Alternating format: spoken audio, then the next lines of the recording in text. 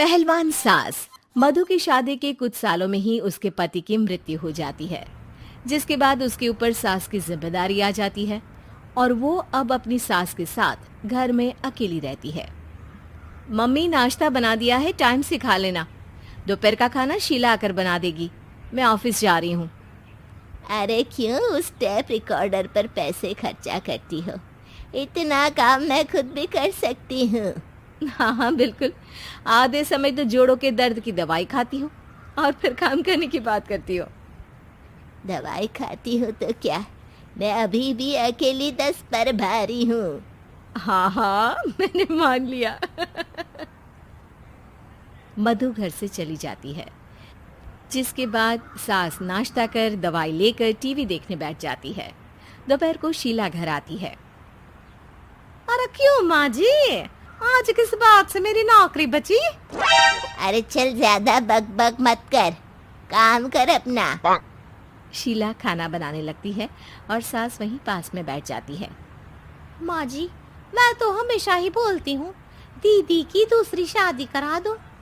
कब तक आप दो औरतें घर में अकेली रहोगी? आजकल माहौल भी बहुत खराब है और फिर दीदी की उम्र भी तो निकली जा रही है ना। तेरा नाम टेप रिकॉर्डर सही रखा है मैंने। तेरी एक ही बात को रिपीट मोड पर चलाने से वो पूरी नहीं हो जाएगी, इसलिए मेरी बहू से ज्यादा खाना बनाने पर ध्यान दे, नहीं तो कहीं वो भी तुझसे मुंह ना फेर ले और नौकरी चली जाए। क्या माँ जी, आप भी हमेशा मेरी नौकरी के पीछे ही पड़ी रहती हो? तो क्या तेरे पीछे पड़ूं? इसी तरह दोपहर से शाम हो जाती है और शीला अपना काम खत्म कर वापस चली जाती है। अब अकेली सास एक बार फिर टीवी देखने बैठ जाती है, जिसकी थोड़ी ही देर में मधु घर आ जाती है और सास बिना कोई देर किए शीला की बातें उसे बताने लगती है। मम्मी, आप भी ना किसी बच्चे से कम नहीं हो, जिसके पास हमेशा शीला को लेकर कोई ना कोई बात रहती ही है। अब बस भी करो ना, इतनी बुरी नहीं है बेचारी।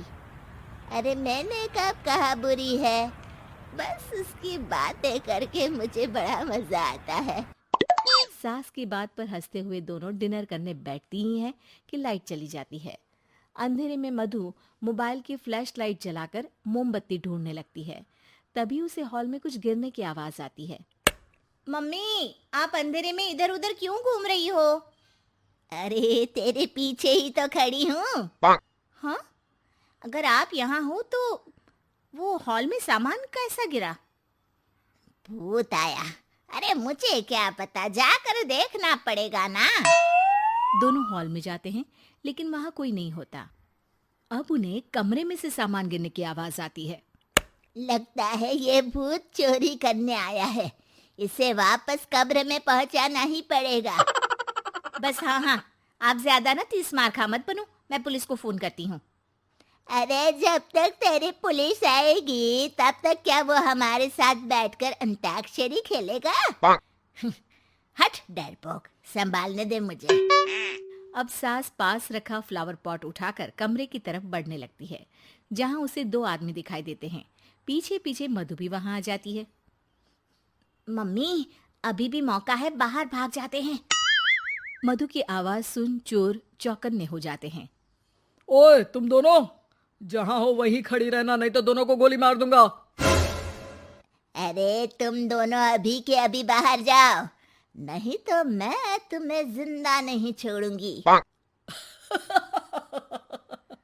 ये बुढ़िया हमें धमकी दे रही है। अबे तुम दो अकेली अब लड़ते क्या कर लोगी? अरे जा भेजा, दोनों को बांध दे। जैसे ही दूसरा आदमी सास को पकड़ने उसके पास आता है, तो वो उसके सर पर फ्लावर पॉट मार देती है। उसके सर से खून बहने लगता है, जिसे देख दूसरा आदमी गन निकालकर हवा में गोली चला देता है, जिससे बचते हुए दोनों सास बहू वहां से भाग जाती हैं।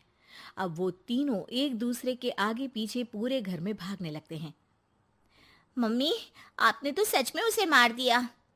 तो मजाक में कौन मारता है? और अभी तुम मेरे साथ ही रहना, नहीं तो पक्का मारी जाओगी। ये औरतों को कमजोर समझता है ना। आज इसे औरतों की ऐसी ताकत दिखाऊंगी कि ये आदमी पैदा होने पर शर्म करेगा। ये अचानक आपके अंदर झांसी की रानी कहाँ से जाग गई? वैसे तो हमेशा जोड़ों में दर्द बोलती रहती हो।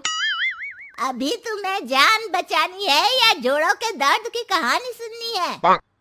मधु और उसकी सास कमरे में जाकर दरवाजा अंदर से बंद कर लेते हैं, जिस पर चोर बाहर खड़ा दरवाजा बजाते हुए उन्हें आवाज लगाने लगता है। क्यों डर गई? अरे वैसे तो बहुत धमकी दे रही थी। गेट खोल अब बुढ़िया। अबे पागल, धमकी देने और होशियार होने में फर्क होता है, पर ये दिमाग वाले काम तुझे तो समझ में नहीं आएंगे।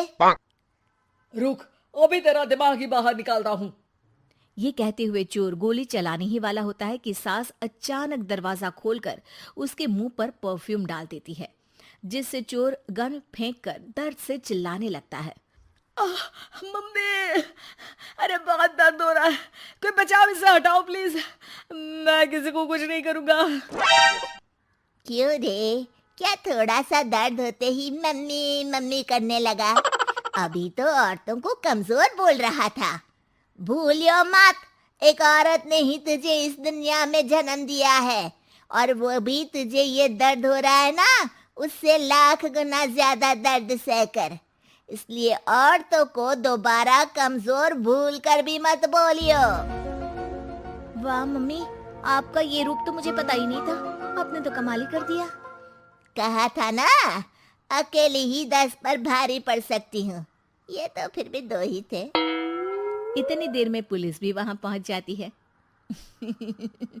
आ गए आप, कर लो इन्हें अरेस्ट और जेल में बैठकर अंताक्षरी खेलना।